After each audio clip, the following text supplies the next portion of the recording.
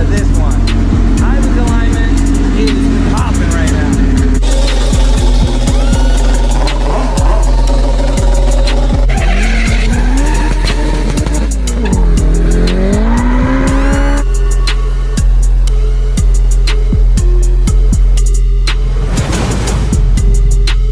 What's up, people, and welcome back to Ivan's Alignments. Today we actually have a pretty fun car. Let me show you what we got over here. 1989 240 SX. It actually has a LS1 in it. It is a pretty cool car. I mean, got the wide fender flares. It definitely looks like a drift car. Is the customer gonna drift? I did ask him that. No, he said he's not drifting the car. He just wanted to drive straight. So if straight is what he wants, straight is what we're gonna do.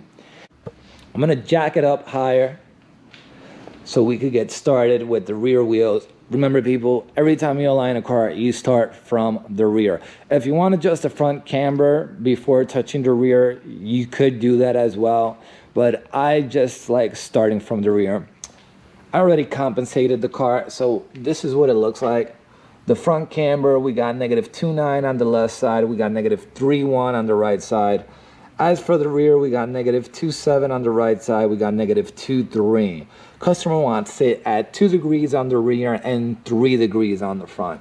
This is what he wants. This is what we give him. Let's start by jacking it up.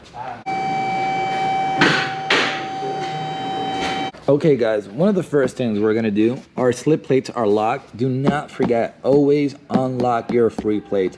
You don't have this Hunter rack that I do where the plates are automated slip plates. It's fine, just pull the pins out. So here we are. We have adjustable control arm for the toe, as we can see. We have another adjustable control arm, which will control your camber, as well as an upper, I'm not sure if you guys could see that, adjustable control arm as well. Here's the other arm, which we could control camber as well. So if you move the lower and the upper arm at the same time, you're able to move the wheel in and out. The way I'm gonna move the camber is gonna be through the upper arm. I gotta get it to 2 degrees and it's very little. And at that point, I'm really not messing up the setback or the wheelbase. We're gonna move the camber, obviously, from this upper control arm. That's where we're gonna move it from because we're gonna push out. So we have plenty of room to push out over here. So I went ahead and I loosened the jam nut already. So you're gonna use this nut to get the adjuster in and out. So it's 1 1/16, people. So one thing you want to do is make sure that jam nut is not in your way. As I'm moving the camber, I want to go ahead and move the toe. I have not loosened these nor tried. Oh boy. Well, there we go. Now the struggle goes with the other one, which is pretty much hidden. I'm gonna grab it right through the adjuster and see if I could break it loose. Let me try that. It works. There we go. It's another technique, guys. If you can't get to the jam nut that's hidden all the way inside, just grab the adjuster and I'm gonna show you guys what we just did. There it is, -2, toe 0.06, people. So I'm gonna go ahead and do the other side. Guys, all right guys, so the rear is all set up. I'm gonna show you right now. So there's the rear camber, there's the rear toe.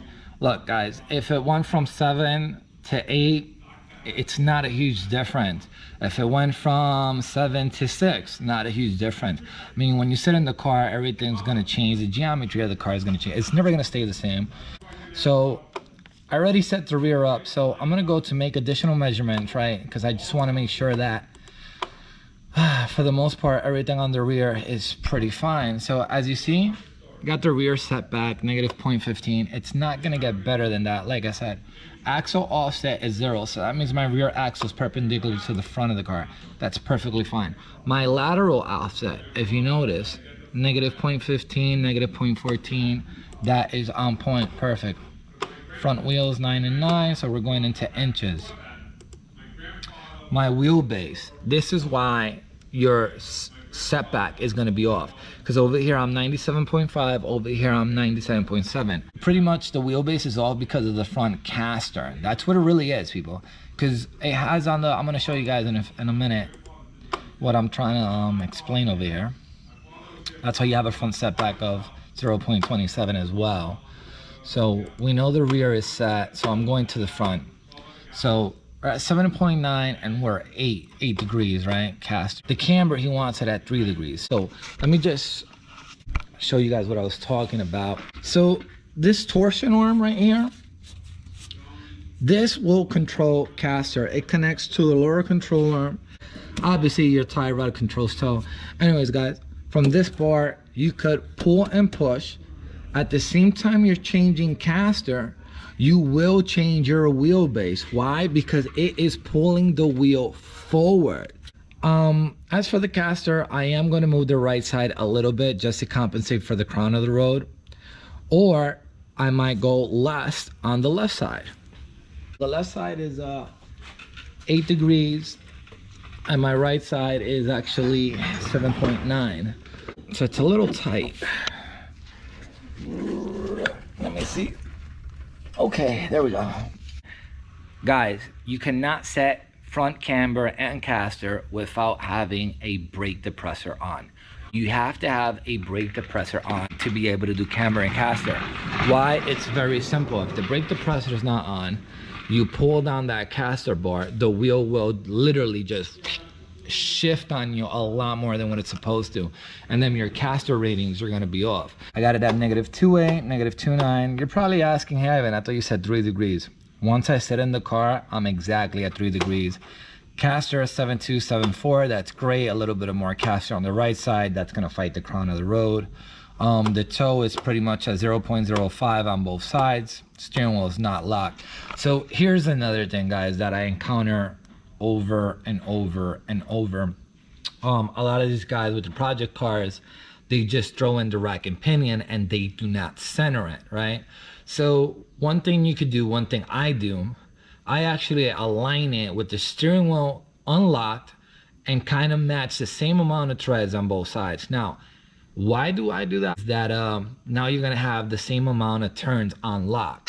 If you don't center the rack and you just decide to align it, now you have like, I don't know, X amount of threads on one side and a lot less on the other.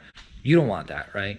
So you can either tell the customer, pop it out yourself, or you could do it for him and just charge him the labor, whatever it is. I mean, that's what I do. That is not a part of an alignment. But I just want to give you guys a heads up because I see that over and over and over. We got Javier and Brian in the house. What's up, guys? What's up, man? What's up, man? Now, you're the owner. You are? Javier. Javier, tell me about your 240. It's just a simple 240 with LS in it. That's simple, huh? That's it. Yeah. That's what we call it, simple? A little cam in it. Reliable. How much power do you think you're making? I think last time it was dynos like at 405. That's before the bigger intake, and I think probably even before the cam. How much torque?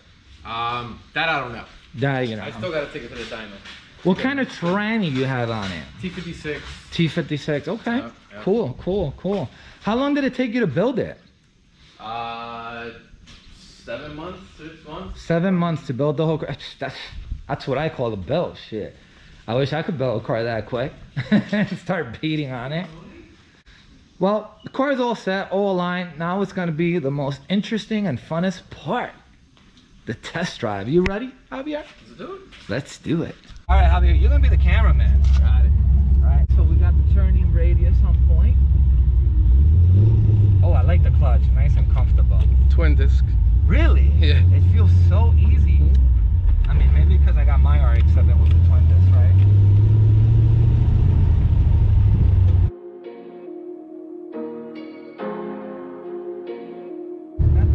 So what are you planning to do with this? Are you gonna like drag race it? You're gonna road race it? I just want like a fun, fast little daily driver. Well, this is a fun, fast daily driver, I would say. I mean,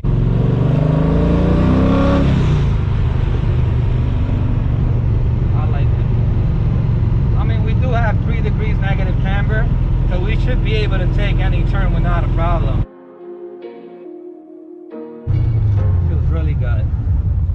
Everything's under control. Look at the turning radius. That's awesome. That's Fucking amazing. Yep. Amazing. Solid. I think that's as straight as it's like driven since like freaking finished the car. Has no pull at all, you know. Oh, we got a fan. We got a fan. Oh, we got a fan. You see that? I got you right now, buddy. You good? Record this. Record this. I got you right now. Look, he's like super excited.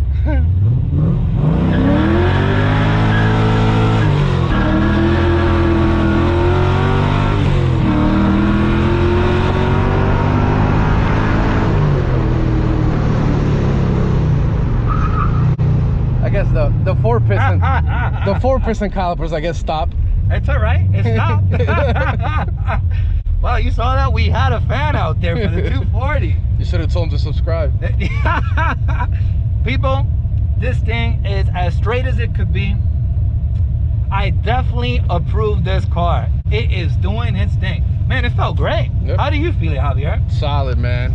Did you like that test drive? Yeah, that was awesome. That was awesome. That car, like, I can't just wait to just take it on a highway and just let it eat.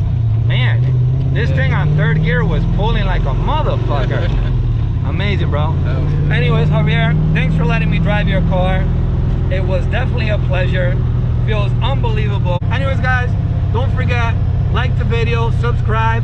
Thank you for watching.